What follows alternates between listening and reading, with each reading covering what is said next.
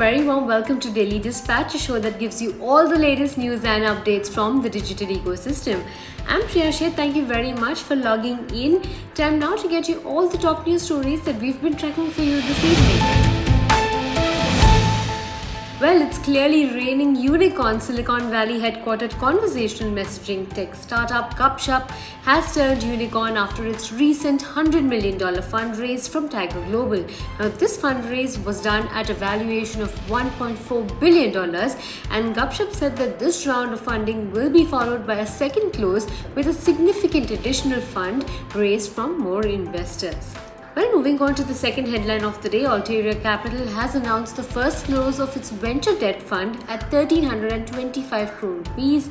The fund now has an AUM of over 2,300 crore across two venture debt funds and is the largest venture debt provider in India at present. Now, the fund will target startups across early as well as growth stages with check sizes of up to 150 crore rupees. Well, online used car retailing platform Spinny has raised $65 million in a Series C round led by Silicon Valley-based venture capital firm General Catalyst. The additional funding takes the overall funds raised by Spinny till date to more than $120 million. The funds will be deployed towards expanding in new markets, strengthening technology as well as product capabilities, launching new business categories, as well as building teams across functions. Well, moving on to the final headline of the day, Chris Capital is all set to invest $50 million in personal care brand Wow Skin Science. Now, this transaction is a combination of a primary raise for growth initiatives as well as a secondary sale by existing shareholders. Wow aims to maintain its growth momentum by capitalizing on its loyal customer base, expanding penetration across channels, and further developing its portfolio of brands as well as products. Well, moving on to our second segment, I have with me someone who has been in news of late for a recent fundraise, and I have with me Vivek Goyal from PlayShifu. Thank you very much for joining us today on the Daily Dispatch. I want to begin by asking you about the recent fundraise. I believe $17 million is what you all have raised. Talk to us about this quantum of fundraise as well as the kind of utilization plans that you have for this fund. Sure. Thank you so much, Priya. First of all, we raised a 17 million Series B for PlayShifu, and our mandate to when we went out was to raise 15, but we saw an oversubscription. Everyone knows it has been hard in the COVID times for businesses and startups, and even fundraise has been a tough proposition. But for us, we were in one of those few vertical business lines which had the tailwinds because kids were at home and parents were looking for engaging kids in learning activities, and we saw a spike in the demand.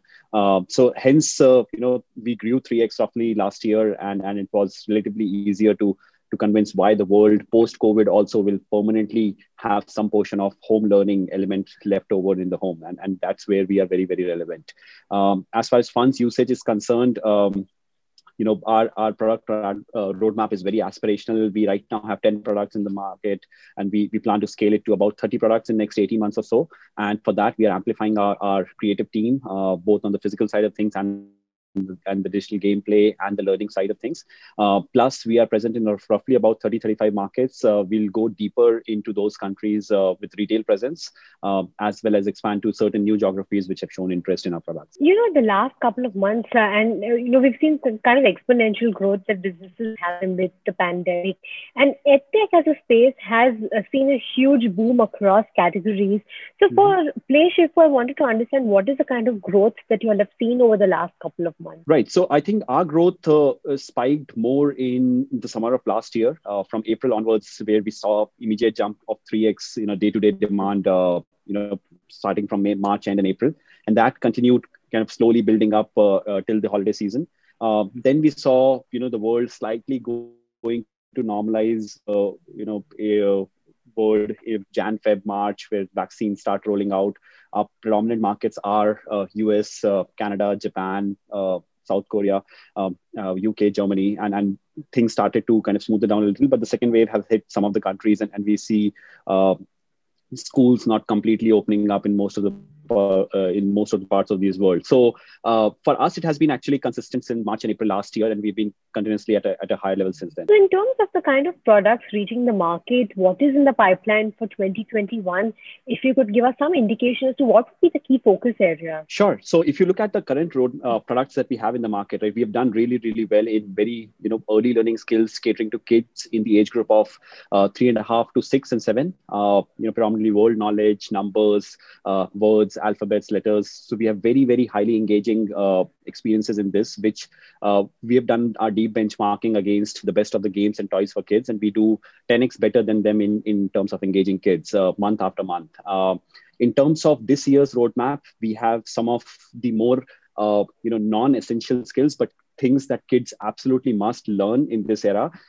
Things like moral value, things like ecosystem, nature, balance of their planet.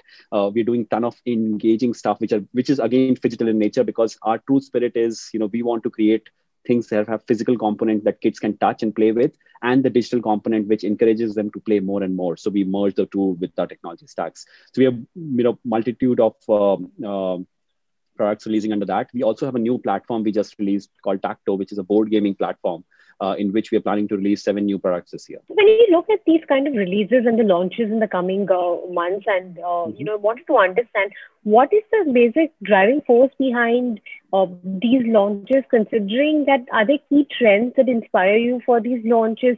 What is the real thought process? Because, or are you looking at like a historical approach saying that these products did well in the past, so we're going to create products that are similar to this? So one thing, if you look at the Gen Alpha, is their learning patterns, what they're playing with is very, very different than all of these generations before, because of the exposure to screens, right? So they are so much more exposed to, various nuances of the world that they don't get interested in the same stuff that, the millennials were interested in when they were kids.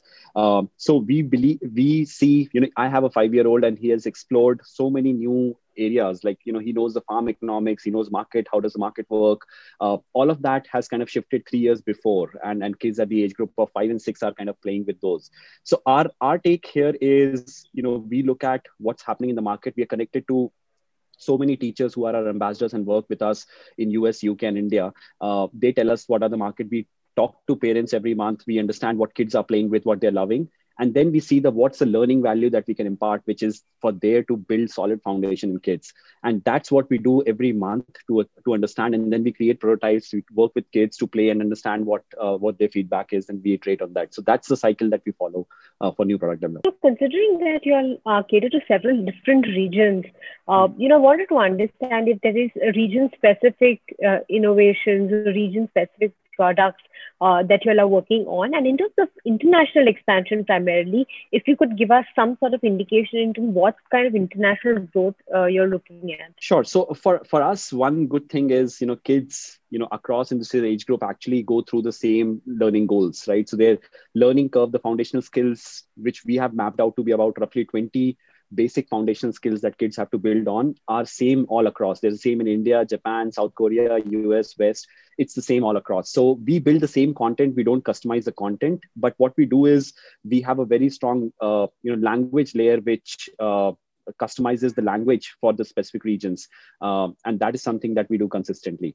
So that's on the, the customization part. So one good thing is, the learning skills in this age group are same all across, whether you take West, East, Far East, India, it's all same. What we do is, put a customization layer in terms of language. So we have all the language options available. So you can learn the same stuff in different language, but the core content and the learning curve remains the same. So that's how we basically put the customization layer and enter a new market, which has, for example, Dutch as a language. We introduce that in the app and then enter the market with our product. In terms of international expansion, if you could run us through the pipeline of products that are expected to be launched and the kind of share that international markets bring to overall revenue? Sure. So overall, India is about 12 to 13% of our market. We have, predominantly 87% of our revenues coming from exports from international markets. As far as product pipeline is concerned, as you know, right now we have Orboot as a platform that has been in the market for 3 years. Flugo as a platform which has been in the market for 1.5 years, and Tacto is a new platform that we are launching right now. Under Plugo, we are launching 3 new products this year: Plugo Farm, Plugo Detective, and Plugo Lab. Those are the 3 new, catering to different skills that fall under the age group. And under Tacto, we already have launched 4 new experiences. One is Tacto Classics, which is board games like chess, lasers, checkers, Ludo. And then we have Tacto Coding. So we have Tacto Chess as a 4th one. And then Tacto Lasers, which is on principle of physics and light. These are the 4 ones which we are launching now. And in future, we are launching Tacto Dino and Tacto Animals as the new kits as the year goes on. Right. I know that you raised about $17 million at this point in time. When do you think you'll be ready for the next round of fundraising? So our target with this fundraise is to become profitable. We are very close. We expect to be profitable in the next 12 to 14 months or so. Self-sustainability is the first target that we have put forward with this fundraise. At a unit economics level, we are already profitable. It's all about, us gathering enough scale for our overheads to be also compensated by the contribution margin we have.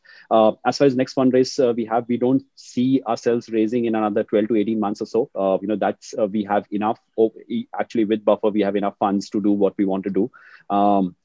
And beyond that, we look at the growth rate that we aspire for from next 2 years and accordingly take the next steps. Right. The final question on revenue targets. If you could run us through what are the kind of revenue targets that PlayShifu is working with for the next year, 2022? What kind of revenue will you aim at? So revenue is something that we don't, but we can talk about growth rate. Last 2 years we have been constantly growing at about 2.7x year on year. And this year, again, we are targeting about 2.5x growth. That is something that we will probably continue this year and then next year onwards try to aim for 2x consistent year-on-year growth. All right. On that note, many thanks for joining us on this edition of the Daily Dispatch. Thank you so much for your time. Thank you so much, Priya. Well, time now to say goodbye. Many thanks for tuning in to this week's Daily Dispatch. I'll catch you on Monday at 5 p.m. Goodbye and have a safe weekend.